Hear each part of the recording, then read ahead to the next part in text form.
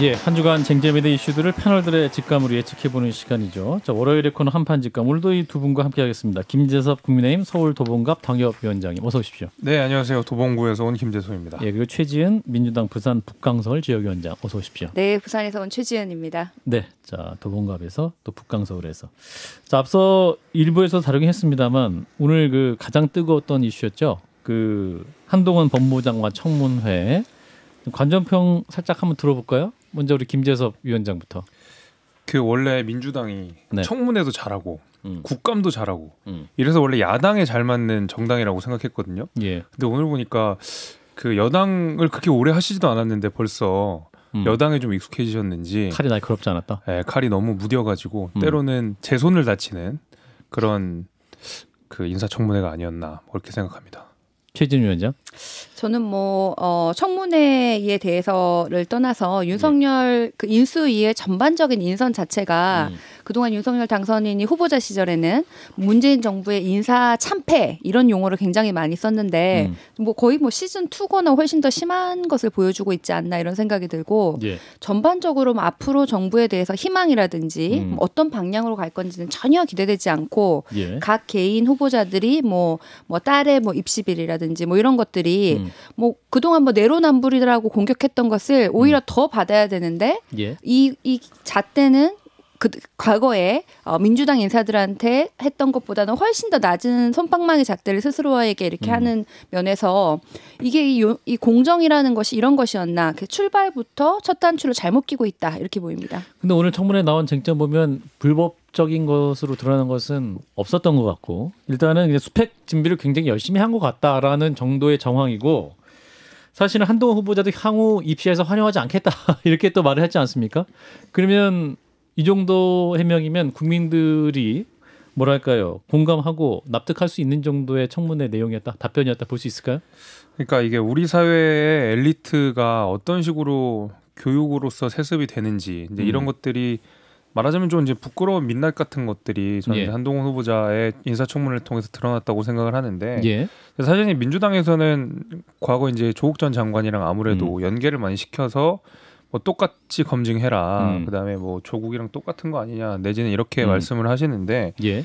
이게 말하자면 엘리트들의 교육 세습과 실제로 교육 세습이 일어나는 과정 속에서 위법을 하는 것, 탈법을 하는 거는 전혀 다르게 봐야 된다고 생각하거든요.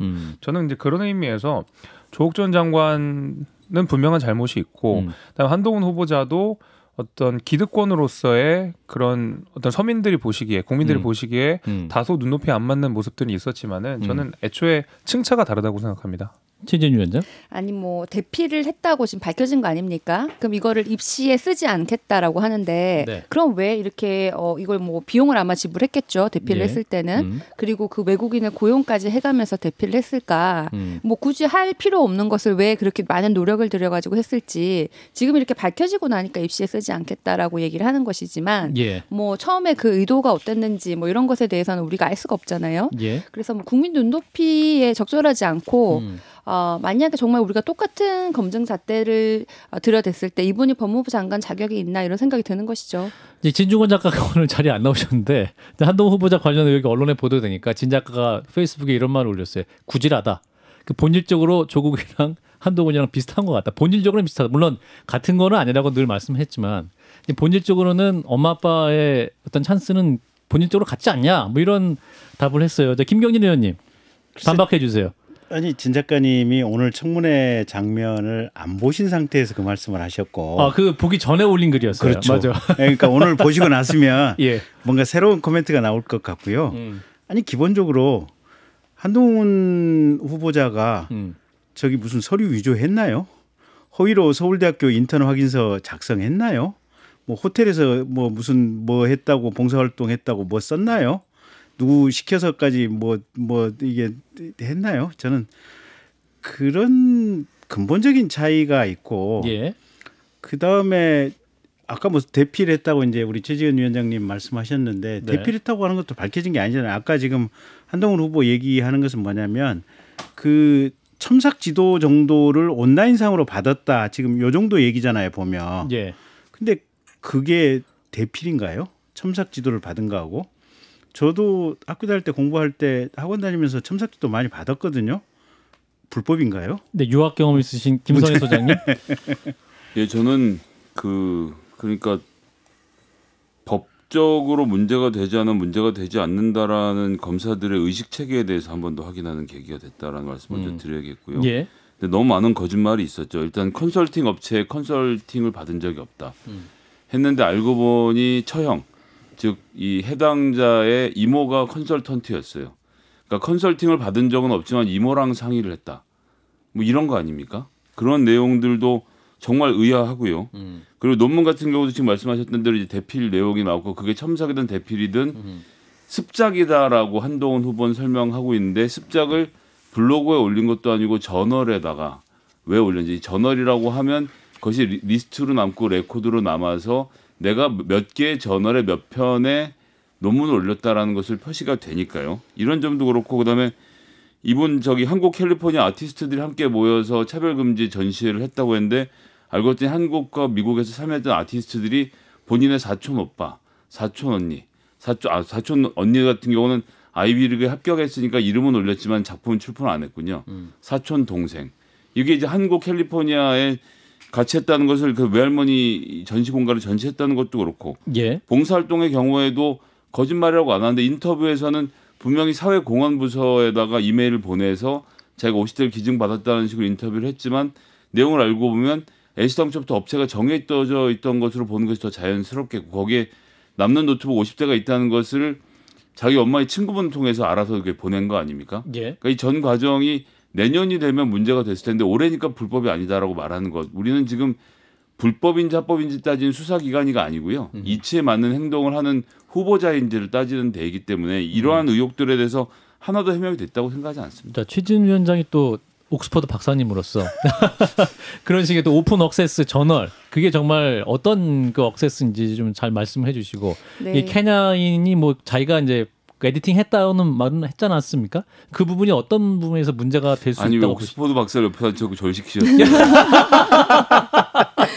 아니 제가 이 저널 자체는 제가 어느 저널인지 뭐 보지는 않았는데 네네. 사실 이런 학자들이 저널 하나 쓰는 거 굉장히 힘들어요. 그래서 이런 학생이 많은 저널을 썼다는 것 자체가 뭐 엄청난 뭐 미켈란젤로 정도의 천재가 아니면 힘든 일이거든요. 예. 그래서 그리고 이런 연구윤리 같은 것이 뭐 내가 어디에 주석을 달고 이거 하나하나까지 미국 학교 같은 경우에는 뭐 내가 만약에 누군가 첨삭을 받았으면 예. 이 사람이 어떤 공헌을 했고 그런 걸 쓰지 않으면 미국이나 영국에서는 이건 퇴학감입니다. 예. 그래서 이런 연구윤리를 정말 제대로 적용했을 때 네. 이게 말이 되냐 이런 생각이 들고 아까 말씀하신 것처럼 이게 설사 뭐 불법적인 것을 아직 하지 않았더라도 예를 들어서 아직까지 학교 지원에 쓰지 않았더라도 이 모든 상황이 일반 국민들은 대부분의 국민들이 상상할 수 없는 일들이에요. 네. 뭐 저도 외국에서 공부를 하고 그랬지만은 저는 뭐 사촌들과 같이 뭐 작품을 하거나 뭐 예. 누가 뭐 제가 고등학교 때 논문을 쓰고 그런 적이 전혀 없습니다. 그래서 예. 이거는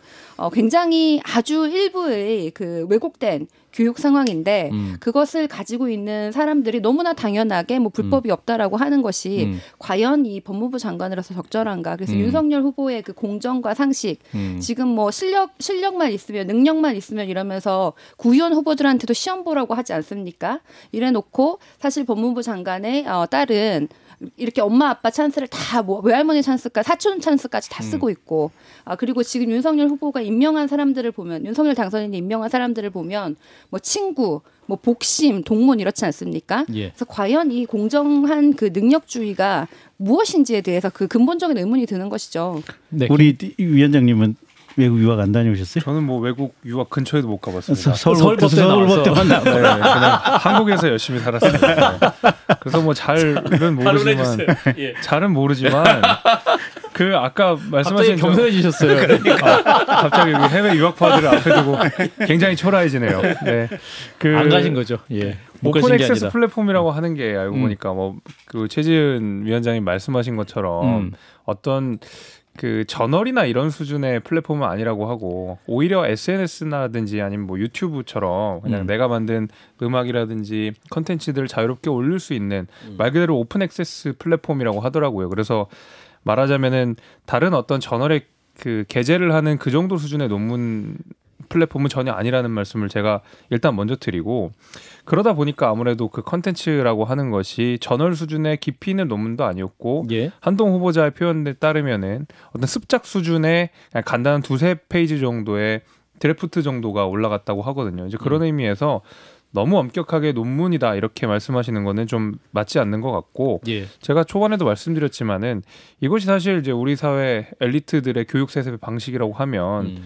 다소 박탈감이 느껴지는 것도 있죠. 저도 이런 세계가 있는지 모르고 컸었으니까. 그래서 이번에 보고 그런 어떤 박탈감들이 있었던 것은 사실입니다. 그러나 이제 그것이 아까 말씀드린 대로 정말 뭐 조국 전 장관의 이야기처럼 위법과 탈법과 불법의 영역은 아니기 때문에 또 법무부 장관으로서 일할 수 있는지에 조금 더 초점을 맞추시면 좋겠다.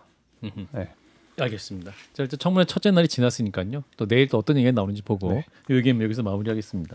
자, 그럼 오늘 직감 첫 번째 주제로 넘어갑니다. 자, 오늘 새 정부 출범에 영향을 미칠 또 하나의 빅 이벤트 6.1 지방선거가 있는데 지방선거 이슈가 묻힐 정도로 그 재보궐선거 국회의원 재보궐선거에 거물급들이 출연을 합니다. 조기 등판한 이재명 상임고문 전국 과반 승리 이끌 수 있을까? 요 첫 번째 질문으로 한번 해보겠습니다. 자, 이재명 상임고문 전국 과반 승리 이끌 수 있을까요? 이 부분은 우리 최지은 위원장님부터 말씀해 주시고 예, 또 반론 듣겠습니다. 네, 저는 사실 개항 출마하시기 전에 조기 등판에 대해서 조금 대선 후보인데 이제 대선이 빠르다. 네, 너무 빠르지 않나 이런 걱정이 좀 있었어요. 근데 막상 출마하셨던 그 현장에 보니까 굉장히 많은 지지자들이 몰려왔고 또 사진을 보니까 젊은 여성들이 굉장히 많더라고요. 그래서 예. 정말 그 이재명 후보를 아직까지 지지하는 그 응원의 메시지가 있다 이렇게 보이고 실제로 이재명 후보가 개항에 출마한다고 하니 민주당 인천시장을 굉장히 좋아하고 국민의힘 인천시장을 굉장히 걱정하는 것 같은 분위기가 감지됐고 인천시장 후보가 예. 그만큼 지금 인천 같은 경우에는 좀 박빙인데 이재명 후보의 등판이 굉장히 민주당에 유리하게 인천 선거라든지 아니면 더 나아가서는 뭐 수도권 선거에 작용할 수 있고 저는 부산에 지역구가 있는데도 뭐 제가 들어있는 그 단톡방이나 뭐 이런 그 주변 분들이 활기가 느껴져요. 저희가 지금 대선 이후에 굉장히 침체되어 있었는데 이재명 후보 등판으로 좀 구심점이 생긴 느낌이 들거든요. 그래서 저도 우려를 했었으나 사실 이재명 후보의 등판이 민주당 지방선거에는 긍정적인 면이 틀림없이 있다. 이렇게 말씀드립니다. 네, 김경진 의원님 정치 8.5단으로서 자 적절한 등판이었습니까? 9단이라고 말씀 안 드리겠습니다. 중국말로 예. 비에 쪼멍. 꿈도 꾸지 마라. 어떤 꿈을 꾸지 말아야 됩니까?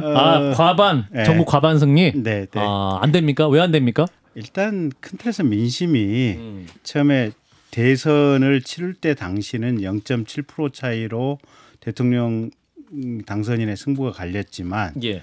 대통령 선거 이후에 민주당이 지금 실정에 실정을 거듭하고 있죠. 예. 우선 검수완박이라고 하는 입법적인 폭거를 절차도 사실은 굉장히 거친 방식으로 예. 국회법을 위반하는 이런 방식으로 했고 내용도 위원이라고 하는 전문가들의 얘기가 대부분이며 예. 국민들의 여론조사를 해봐도 이건 국민들 입장에서 치안이라든지 범죄와 관련해서 굉장히 불안하다. 이 제도 개혁은 잘못됐다라고 하는 검수완박이라고 하는 아주 큰 국가의 사법제도와 관련된 국민들의 민심이 굉장히 민주당에 안 좋게 돌아가는 게 하나가 있고요. 예.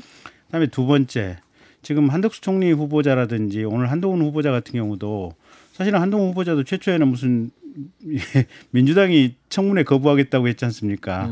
그 어떻게든지 낙마를 시키려고 하는 의도를 공개적으로 또는 물밑에서 다양한 방식으로 표출을 했지만 실은 오늘 첫날 청문회를 해보고 나니까 예. 낙마할 사유는 지금 하나도 없는 거예요. 보면 한덕수 총리 후보자도 노무현 대통령 시절에 총리를 하셨던 분이에요. 보면 예. 그런 분에 대해서 낙마를 하겠다고 결국은 새롭게 출범하는 윤석열 정부에 대해서 어떻게든지 간에 발목 잡기를 하고 회방을 놓겠다라고 하는 그런 의지가 국민들에게 강하게 읽히고 있기 때문에 비록 대선 당시에는 이재명 후보가 0.7% 차이로 석패를 했는지는 모르겠지만 지금 이 최근에 일련의 어떤 민주당의 행위로 인한 민심은 굉장히 민주당에 대해서 비판적인 민심이 흐르고 있고 예. 그래서 각각의 지역에서 이제 광역자치단체장이 뭔가 경쟁력이 있을 수는 있겠지만 예. 이 흐름의 태풍은 제가 볼 때는 이게 쉽게 이겨내기가 어렵기 때문에 어렵다.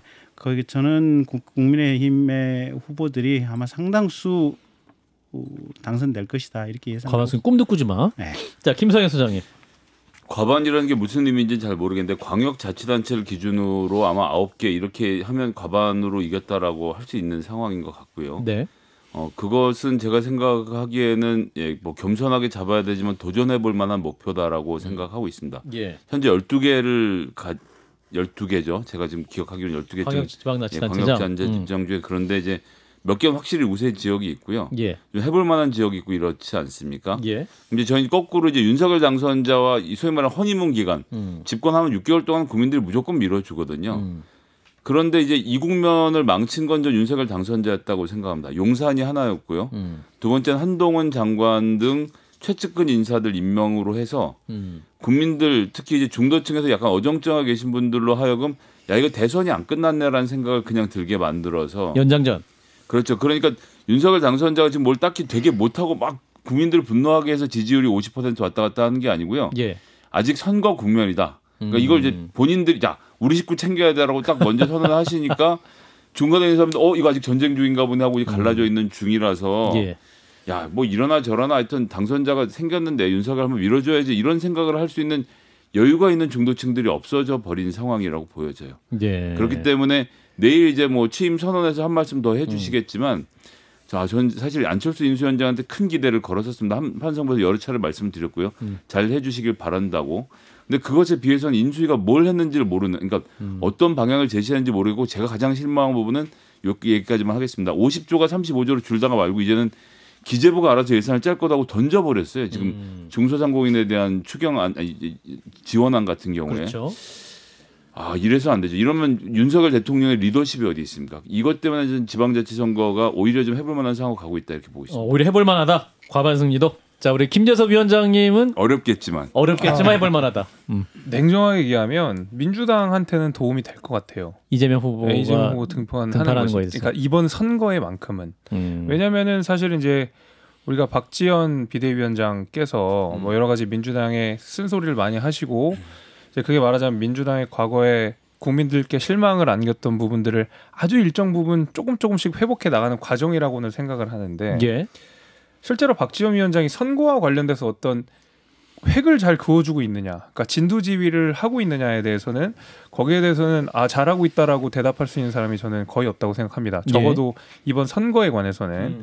저는 그런 의미에서 사실 선거의 방향성이라는 게 지금 민주당에서 보면 전혀 안 보이거든요. 이번 선거를 어떻게 치르겠다라고 하는 게 전혀 안 보였는데 이재명이라는 사람이 등장하니까 아까 최지은 위원장님 말씀하신 대로 나름의 결집이 좀 되는 부분이 있어요. 그래서 얼마 전까지 대선 후보였고 으쌰으쌰했던 분위기가 남아있기 때문에 저는 그런 의미에서는 적어도 이번 선거에서는 조금이라도 도움은 될 거라고 생각하지만 그 다음을 생각해보면 그렇지 않습니다. 일단 이재명 후보가 이번에 인천 계양을에 나갔다는 것 자체에 대해서 명분 없다. 장기적으로 뭐 본인께서 이야기하셨던 노무현 정신도 다 훼손하고 뭐 꽃가마를 타게 되는 말 그대로 이제 편한 길을 가려고 마음을 먹은 그다음에 이게 되게 쉬운 선택을 한 정치인으로 어쨌든 오점이 남게 될 텐데 개인한테 불리한 점도 분명히 있을 거고 장기적으로 무엇보다 저는 이 전에 없던 무시무시한 콜라보가 일어날 텐데 지금 하면? 박지원 위원장 대신에 사실상의 당대표 역할 선거를 진두지휘해야 되는 당대표 역할을 이재명 전 후보가 하실 거란 말이죠.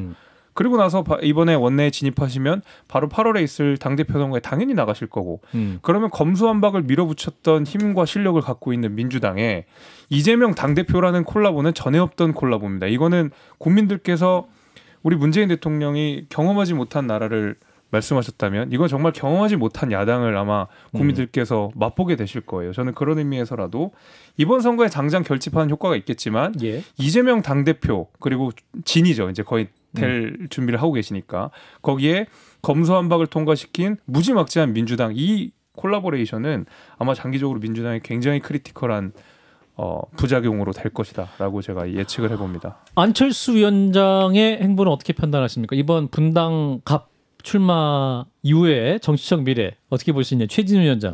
아니 지금 이재명 후보에 대해서 명분 없다라는 얘기를 하셨는데 안철수 후보 같은 경우에는 얼마 전까지 윤석열 저런 사람이 당선되면 손가락을 자르고 싶을 것이다 이렇게 얘기도 했고 뭐 바른미래랑 합당한 거를 정말 사과한다 이렇게 얘기도 하고 바로 국민의힘이랑 합당했어요. 그리고 지금 뭐 이렇게 분당에 나오는 것이 이것은 무슨 명분입니까? 이분의 그 모든 것이 명분이고 그렇게 따지면 윤석열 당선인이야말로 문재인 정부에서 임명한 고위공직자가 야당으로 나가는 것도 배신이죠. 그러면 이분들도 다 지금 명분이 없는 거 아닙니까? 그래서 이재명 후보가 개항을 간 것에 대해서 비판하실 수 있으나 국민의힘의 주요 주자들의 명분에 대해서도 조금 따져 묻고 싶습니다. 예. 자, 안철수 위원장 명분 뭐냐 묻고 있는데 우리 김병진 의원님 명분 뭡니까? 아니 근데 그만한 인재가 없어요. 그런 인재가 없습니까? 아니, 김재섭 위원장이 굉장히 그 흐뭇한 눈빛을 쳐다보고 있습니다. 자, 어떤 면에서 그만한 인재 좋아서 그렇습니다. 아니 일단 저기 서울대 의대를 두 분 부부가 나왔고 예. 그다음에 분당갑에 서울대 의대 부부가 필요합니까? 아니 예, 알겠습니다. 일단 계속해 주세요. 분당 서울대병원이 분당갑에 있던가요? 갑자기 계속해 주세요. 네, 상당히 반발이 심하군요. 계속해 주세요. 예, 아니 그리고 카이스트 대학원장이라든지 또 뭐 서울대에서도 또 이 대학원장 하셨고 또 대선 출마 몇 번 하셨잖아요. 근데 정치인이 대선에 출마한다고 하는 것은 대한민국 국가 전체적인 이슈와 아젠다에 대해서 그만큼 머릿속으로 평소에 이 해결책을 도상 훈련해보고 연구를 한다는 뜻이거든요, 보면. 그래서 각 정당 내에서 잠재적인 대권 주자를 보유하고 있다고 하는 것은 정당의 큰 힘이에요, 보면. 어쨌든 안철수 인수위원장 같은 이런 주자를 보유하고 있다고 하는 것은 국회의원으로서도 큰 힘이고 이분이 일단 국회의원으로서 또 공적인 역할을 더 하겠다라고 하는 것은 제가 볼 때는 국가를 위해서도 여러 가지로 필요한 적절한 역할을 하겠다. 그리고 이제 본인이 이제 국회의원을 하면서 차기 뭐 당대표에 도전을 할지 안 할지 할 가능성이 높다고 다들 보고 있죠. 근데 한다면 될지 안 될지는 또 그 기간 동안에 본인이 어떤 역할과 어떤 정치적인 비전을 제시해 가면서 본인이 어떤 모습을 보여주느냐에 따라 달려 있을 거고 저는 국회의원 도전하는 것 자체만으로서도 필요한 역할을 적절하게 잘 하고 있다 그렇게 보고 있습니다. 적절한 역할이다. 김성애 소장. 예, 저는 뭐 분당에 이분이 글쎄요 행정 경험 쌓고 싶어서 합당하셨는데 행정 경험은 어디로 갔고 또 갑자기 당으로 가신다 그럴 때 이번에 출마하시는 등 의정 경험. 의정 경험 있으신 분이 제가 알기로는 재선 심지어 중간에 그만두셨지만 경험이 있으신 분이시라 그러니까 정확한 비전을 잘 모르겠어요. 계속 말씀드리지만 저만 모르는 건지 모르겠는데 그래서 인수위를 통해서 윤석열 정부가 어느 방향으로 갈지에 대해서 국민적으로 합의된 비전이 지금 있는지라는 질문의 절반의 책임은 저는 안철수 위원장에 있다라고 생각하거든요. 그런 분이 이제 분당의 도전을 다시 하시는데 정확히 분당에서 그래서 지방자치 선거를 어떻게 이끌어 가겠다라는 건지에 대해서도 그건 좀 기다려 봐야 되겠죠. 안철수 위원장의 매치업은 이제 김병관 전 의원 IT 성공한 사업가로서 이제 좀 뭔가 비슷한 유사성이 있는데 이재명 이제 후보 인천 계양 그 후보의 매치업으로 지난 주말에 뭐 김부선 씨도 거론된다. 뭐 이런 얘기에서 뭐 해프닝으로 끝난 거 맞는 거죠? 이건 국민의힘이 윤희숙 후보 같은 분한테 너무나도 큰 결례를 하는 거죠. 두 사람을 올려놓고 둘 중 하나로 얘기해버리면 어떡합니까? 아무리 기자한테 얘기를 했다고 하더라도 그거 이준석 당대표께서 공천 자체를 희화할 수 있는 것이기 때문에 절대 그런 일 없다라고 정확하게 선을 그으셨기 때문에 그냥 뭐 그런 거죠. 이제 호사가들이 그냥 재미삼아 그렇게 말씀을 하는 것을 마치 국민의힘 입장처럼 말씀을 하셔서 그런데 전혀 그렇지 않습니다. 당내 주요 인사가 얘기했으니까 보도가 됐을 거 아닙니까? 아닙니다. 아니에요? 그냥 그럼 언론사가 지어낸 얘기인가요? 언론 기사가 재밌으니까 제가 나간 것 같고요. 전혀 이제 그런 일이 없다. 그래서 지금 윤희숙 의원이 강력하게 검토되는 것 같습니다. 그리고 아마 이재명 그 후보 입장에서도 가장 까다로운 상대가 아마 저는 윤희숙 전 의원이라고 생각합니다. 아니 근데 국회의원 자리가 되게 엄중한 자리고 중요한 자리인데 다른 데도 아니고 21대 당선되셔서 조금 하다가 본인 마음에 안 맞는다고 뭐 나한테 그렇게 얘기를 해 그럼 내가 그만둘 거라고 해서 그만두신 다음에 그럼 이제 그만두고 나서 뭔가 구체적으로 뭐가 있었냐면 그런 것도 아니에요. 지금 뭐 그래서 아버님께서는 땅을 파셔서 3억 원의 차익도 다 기부를 하셨잖아요. 이건 윤희숙 의원이 국회에 있으면서 의정 활동하면서도 충분히 할 수 있는 일이었거든요. 근데 그렇게 그만두고 나서 21대 국회에서 그래? 인천 계양이 또 됐어? 그럼 내가 한번 또 가볼까? 이게 아무리 국회의원 국민들이 그렇게 좀 호락호락하다 생각하시는 건 너무 본인의 재능 위주로 생각하시는 거 아닌가 하는 좀 아쉽네요. 반박해 주세요, 김경진 의원님.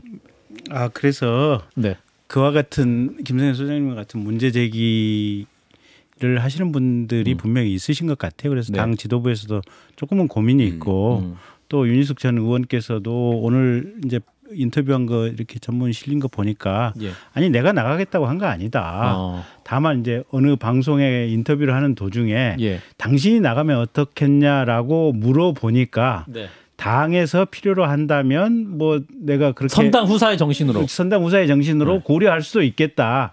요 정도가 지금 이렇게 윤현식 의원님의 입장이다. 크게 그렇게 알려진 것이다. 지금 이 정도의 입장입니다. 그래서 조금 지켜봐야 되지 않나 싶어요. 예, 알겠습니다. 자, 이제 지방선거, 재보궐선거 얘기는 여기까지 하고요. 마지막 질문 가볍게 하면서 오늘은 무겁게 마무리해 보도록 하겠습니다. 자, 두 번째 직함 질문은요. 문재인 대통령 오늘 이제 그 퇴근길에 또 국민들에게 인사를 하면서 퇴근을 했는데 문재인 대통령 본인이 이제 잊혀진 사람으로 살고 싶다라고 얘기를 했죠. 자, 잊혀진 사람이 될 수 있을까? 이 질문입니다. 최진우 위원장님. 저는 오늘이 또 마지막 날이고 그러다 보니까 좋은 말만 좀 했으면 좋겠어요. 예. 그동안 고생을 하셨고 뭐 공도 있고 뭐 과도 있겠지만은 예. 인품이 훌륭한 측근에 대해서도 비리가 없고 훌륭한 대통령으로 기억되실 것이기 때문에 또 그 직접 이제 본인이 정치에는 개입하지 않겠다는 그런 원칙을 말씀하신 것에 대해서 오히려 존중하고 네.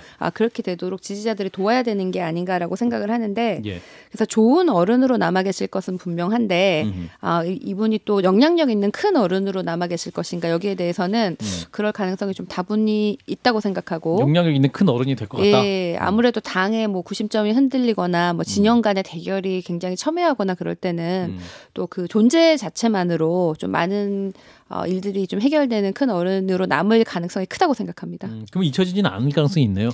쉽게 잊혀질 수가 없죠. 전직 대통령이시고 지지율이 이렇게 큰데 근데 본인의 대통령께서는 잊혀지기를 진심으로 바라신다는 마음은 잘 이해를 했습니다. 김재섭 위원장. 그러니까 전혀 잊혀지고 싶지 않아 하는 말씀만 최근에 하다가 가셨잖아요. 마지막에 예, 마지막까지 그렇게 했고 사실 이제 퇴임하시는 날이라서 저도 좋은 이야기를 좀 해보고 싶은데 예. 2017년에 문재인 대통령께서 당선되시고 나서 정말 그 주옥 같은 말씀들을 많이 남기셨고 아직 여전히 회자되는 명연설이라고 회자되는 그런 것들이 많았는데 예. 그러다 보니까 이제 실망도 훨씬 더 많이 큰 것 같고 뭐 지지율 말씀 계속 하시지만 그 지지율 가지고 도대체 뭘 했느냐라고 생각해 보면 기억나는 게 없습니다. 그래서 공과 과를 공히 그 이야기를 해야 될 텐데 제가 문재인 대통령 5년 동안 공이라고 해야 될 것이 뭔지 잘 모르겠어요. 오히려 5년 만에 민주화 이후에 5년 만에 정권을 뺏긴 첫 대통령, 그다음에 국가 부채라든지 건보 재정이라든지 뭐 여러 가지 우리 경제 지표에 거시 지표에서 안 좋은 모습들을 많이 남기고 가시는 것들, 그러니까 장기적으로 미래에 부담이 되는 그 안 좋은 지표들을 많이 남기고 가신 대통령으로 생각되지 않을까 생각이 되고 무엇보다도 그 진영 간의 갈등이 굉장히 첨예해졌다. 그러다 보니까 더더욱 국민들 간의 어떤 정치적 갈등들도 훨씬 더 강해지고 있는 것이 아닌가라고 생각이 돼서 쉽게 잊혀지시진 않을 것 같고 상당 부분 원망을 받으실 것 같습니다. 김 소장님. 진영 간의 갈등 말씀하셔서 이건 정말로 조언, 부탁, 경고 뭘로 들으셔도 좋은데 윤석열 당선자 오른손 바로 옆에는 검찰이랑 뿅망치가 언제나 대기를 하고 있습니다. 이것을 잡고 싶은 욕망이 계속 치밀어 오를 수밖에 없고 최근에 지지율 같은 경우는 퇴임하는 대통령에 밀리는 치욕까지 당해서 한번 본때를 보여줘라는 생각이 드실 수 있는데 꼭 그렇게 안 하셨으면 좋겠다라는 정말 진지한 당부의 말씀을 드리고 싶고요. 예. 문재인 대통령이 당대표 마치고 나서 제가 우연한 게 그분 댁을 한번 찾아뵐 기회가 있었는데 우연하게요? 예, 정말 우연하게 갔는데 그 드넓은 서재 꽉 차 있는 책들을 보면서 이분은 정말로 그냥 이렇게 책 읽고 산책하는 삶을 살고 싶어하는 분이구나. 정말 잊힌 삶을 사실 분이라는 확신은 갖고 있습니다. 예, 김경진 의원님. 아니 박근혜 대통령 지난번에 달서 사저로 갔을 때 사람들이 그렇게 모였잖아요.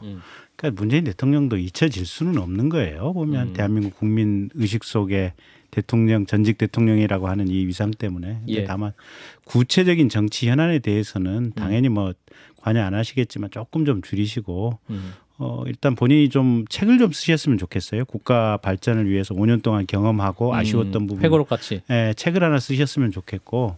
그다음에 우리 공무원 연수원 요새 이제 국가 인재개발원이나요. 그런 데 나와셔서 고위 공직자들한테 강연도 좀 해주시고 또 정당이나 우리 국힘 쪽에서도 사실은 문재인 대통령 정당 연수원에 오시라 그래가지고 좀 강의 좀 해주십사 그런 부탁 드리는 것도 좋지 않을까 싶어요 보면.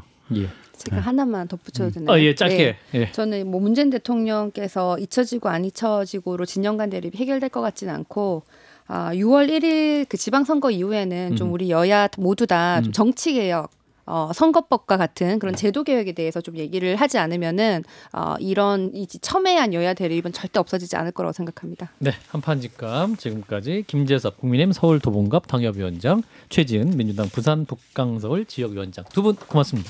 감사합니다.